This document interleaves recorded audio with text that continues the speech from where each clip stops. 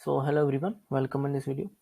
इस वीडियो में हम डिस्कस करते हैं कि वो लास्ट दिन अभी बजाज फाइनेंस का ट्रेड हुआ था, वो कैसे हुआ था, क्या हुआ। ठीक है, लेकिन उससे पहले एक बात है कि मैंने आपको ये बोला था, देखो ये डेली चार्ट है। ठीक है, डेली चार्ट में पहले ओवरव्यू दे देता हूँ थोड़ा सा।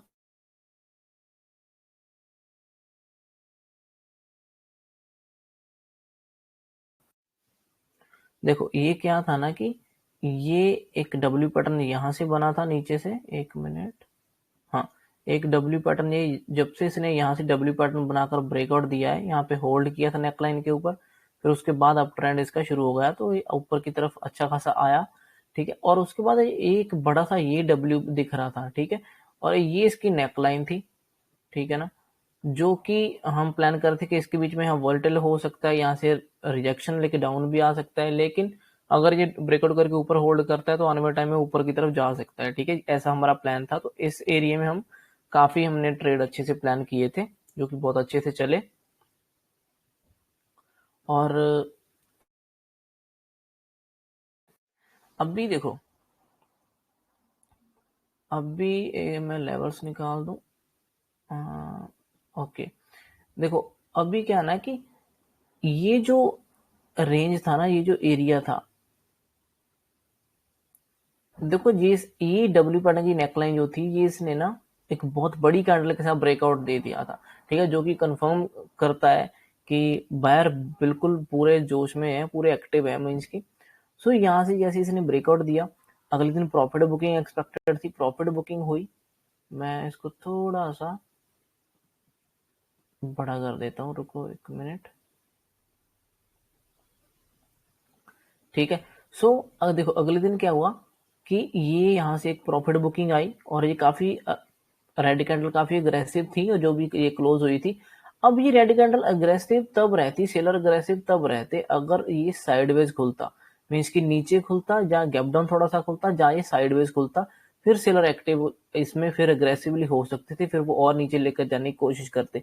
लेकिन ये खुला ऊपर। ठीक है, इस रेड कैंडल का 50% के ऊपर खुला, तो ये इसमें से जो सेलर थे उनमें आधे निकल गए होंगे। ठीक है, डर गए होंगे क्योंकि 50% से ऊपर खुल गया।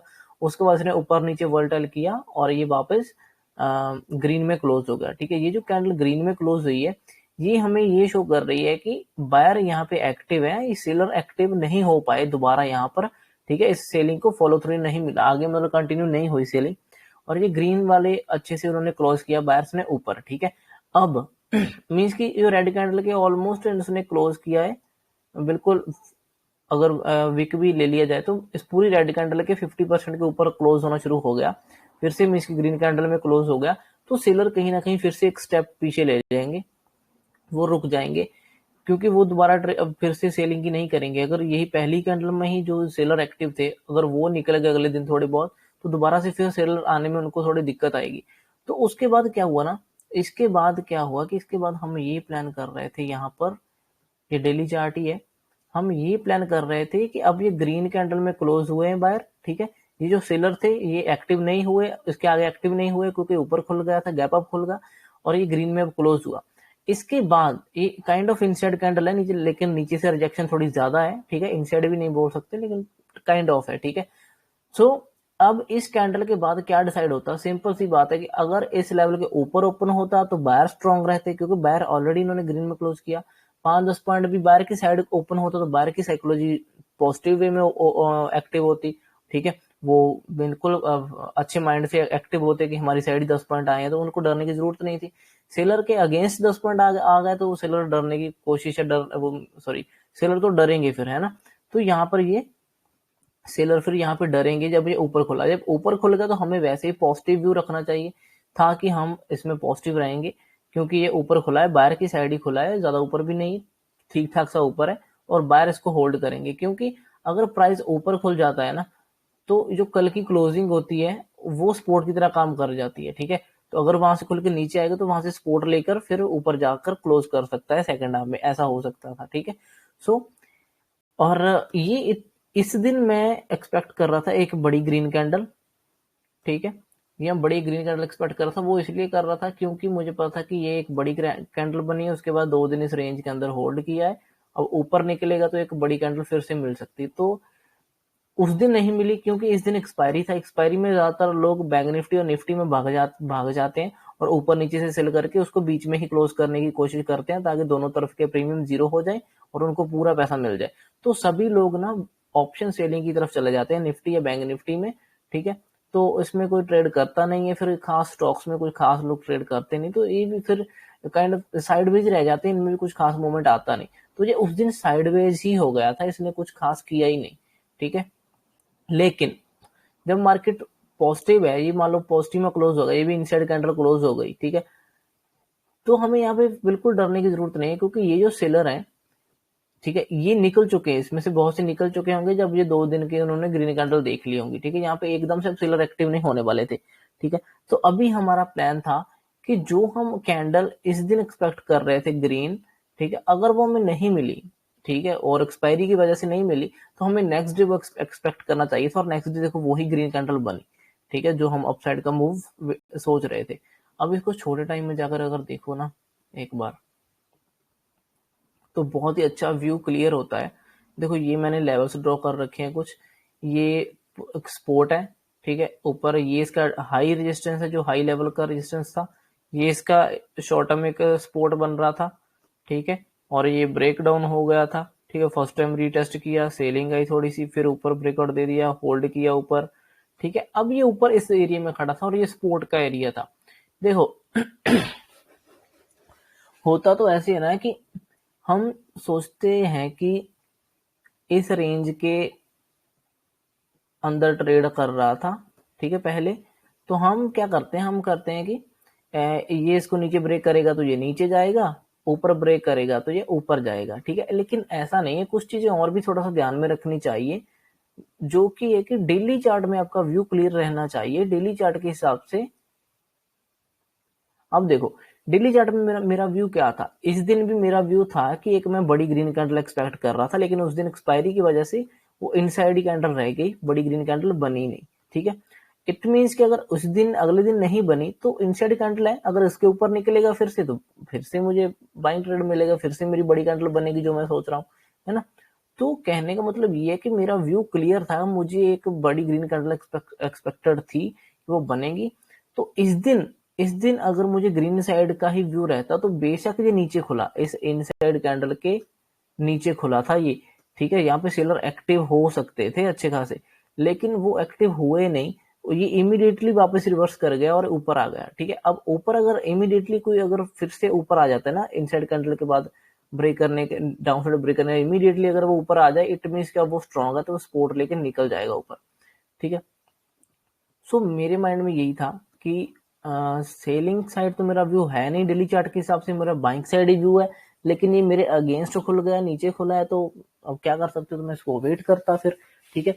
और वेट करने के बाद क्या करता, अगर मुझे जब दिख रहा है कि इसने ब्रेकडाउन दिया लेकिन नीचे से फिर सपोर्ट लेकर फिर से ऊपर आ गया है और ये होल्ड कर रहा है, तो मैं यहाँ पे फिर बाई करता, क्योंकि मुझे पता है ये बाइंग का जोन है, पूरा बाइंग की सपोर्ट है, ये सपोर्ट लेवल है और ये ऊपर रेजिस्टेंस ऊपर है। जब ये इसको यहाँ पे ब्रेकर के ऊपर आया था तो इसने एक बार भी इसको टच किया ही नहीं ऊपर रेजिस्टेंस को, हालांकि इसको टच करना था, ठीक है। तो अगर इस दिन नहीं किया तो नेक्स्ट डे हमें वो एक्सपेक्ट करना चाहिए, अगर कहीं भी कुछ बुलिश दिखे, ठीक है। तो इसलिए मेरा उस दिन से ही व्यू बुलिश था, पिछले दिन से, मीन्स के इस दिन से ही, और मैं इसमें सेलिंग का सोच नहीं रहा था। तो जैसे ही इसने इस लेवल्स को निकाला,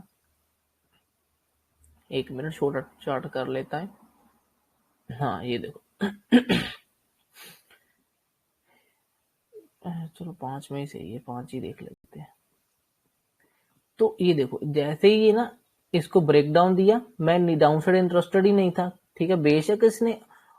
बेशक इसने ना ये पूरा अच्छे से होल्ड करके पूरा कंसोलिडेट करने के बाद ब्रेकडाउन दिया, सभी मानते हैं कि ये बहुत अच्छा ब्रेकडाउन होता है, नो डाउट होता है कई बार, लेकिन डेली चार्ट में अगर व्यू क्लियर हो तो हमारा डेली चार्ट में यहाँ पे कहीं पे भी वीकनेस नहीं था, कहीं पर भी नहीं था कि वो नीचे जाएगा या कुछ भी।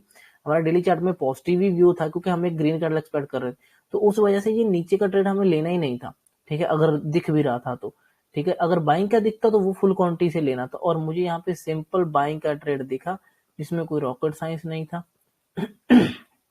ये देखो ये नीचे गया, ठीक है, एकदम से नीचे गया, नीचे से फिर डब्ल्यू पैटर्न बनाया इसने, डब्ल्यू पैटर्न बनाया, फिर ब्रेकआउट दिया इसकी नेकलाइन का, ऊपर आया अच्छा खासा, फिर एक पुल बैक लिया, कहाँ से, इसी सपोर्ट से, और फिर एक बड़ा 2 कैंडलों में टारगेट हिट कर दिया।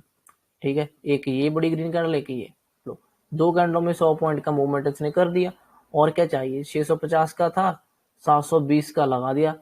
ठीक है, 70 पॉइंट का इसने टारगेट दे दिया। और क्या चाहिए था, स्टॉप लॉस बिल्कुल छोटा था। तो अब कुछ लोगों को ये हेड एंड शोल्डर भी दिखेगा। ठीक है, कोई दिक्कत नहीं है। देखो, अगर आपको वो भी दिख रहा है, ये इसका शोल्डर था, एक ये हेड था, ये शोल्डर था। ठीक है, ये इसकी नेकलाइन, नेकलाइन कौन सी, वही स्पोर्ट जो हमने ड्रॉ कर रखी है, वही स्पोर्ट एक नेकलाइन की तरह भी काम कर सकती थी। ठीक है, हेड एंड शोल्डर जैसे ही निकला, इसके ऊपर आपको एंट्री करना चाहिए था, इसी शोल्डर के नीचे स्टॉप लॉस, और ये टारगेट आगे का रेजिस्टेंस। देखो, रेजिस्टेंस को इसने क्रॉस किया ही नहीं, ये फेक ब्रेकआउट था। ठीक है, क्योंकि ऐसे सीधा छोटी छोटी कैंडलों में वन वे ऐसे करके नहीं जा सकता, ये स्ट्रेच हो रहा था। तो ये कोई भी ब्रेकआउट सस्टेन ऊपर किया ही नहीं, और ये एट एंड नीचे क्लोज हुआ, मीन्स कि ये बहुत अच्छा रेजिस्टेंस था और रेजिस्टेंस तक का टारगेट मिला।